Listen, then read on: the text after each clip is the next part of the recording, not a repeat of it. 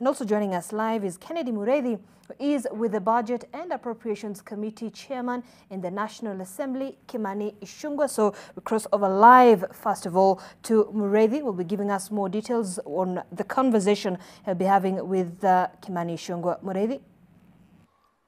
Well, a very good afternoon to you, Zainab, there in studio. And it is interesting times here in the country as political realignments are even being witnessed at this particular time. There is on one hand, the country is battling the pandemic that is the coronavirus, but also life seems to be getting back to normal as we also see there are other works that are going on, including political parties that are also trying to see how best they plan for 2022, one of the battles that is being touted as a titanic one. You remember that every time that we are looking at the possibility of a president exiting, then there is too much activity with regards to what surrounds there. But one of the most affected people, or one of the most affected is William Ruto, that is the deputy president, who has already said that he is going to be on the contest for 2022. Other people who have been saying that they are in this contest have not come out as clearly as he has been.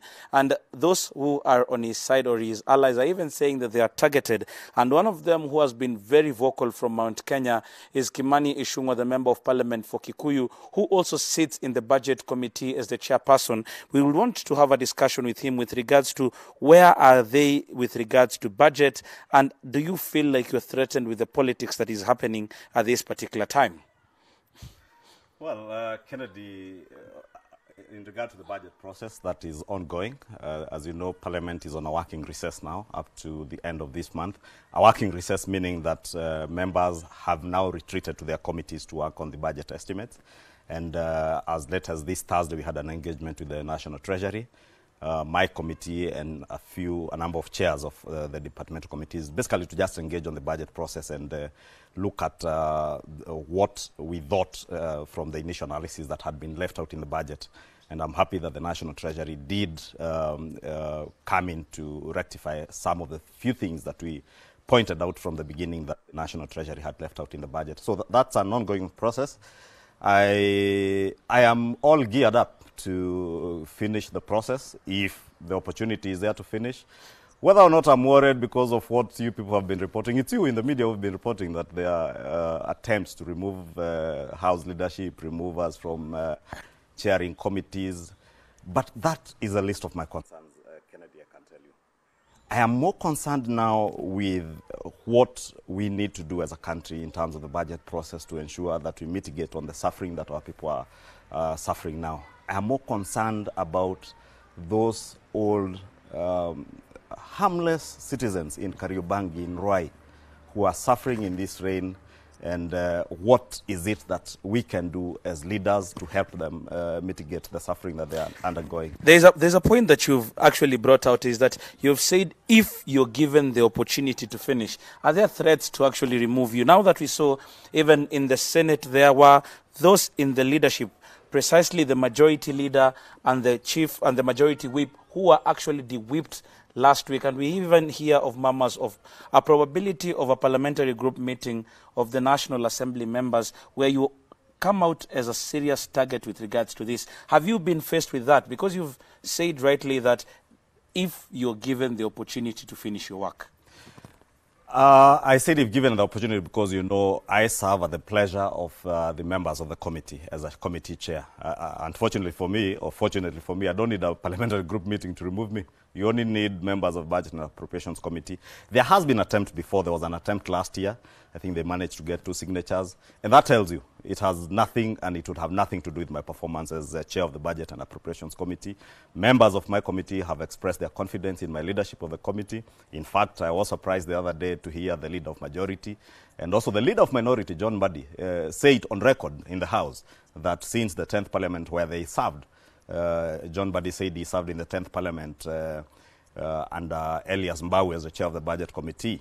In the 11th Parliament under Mutava Musimi, Aden Duale said the same thing, and John Mbadi is still a member of my committee in the 12th Parliament. And they have said so far, I think they have seen the most reasonable and well-performing chair in the Budget and Appropriations Committee. And I think is largely because I'm guided on what government policy is being pushed and how do we assist government to push their policies, at the same time provide meaningful oversight. Of course, we have stepped on a few toes here and there, and I have no apologies to make for that. I will tell you, for instance, when I declined and I moved an amendment to decline the payment of the Ruaraka land scandal, the 1.5 billion shillings, I did with reasons. If I was given another opportunity today, I would still decline the payment.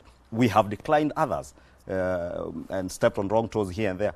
Therefore, those are really nothing to be concerned about. And I think my concern now is not on the politics. My concern now is on the suffering that the Kenyan people are undergoing now with COVID, with the rains wreaking havoc across the country.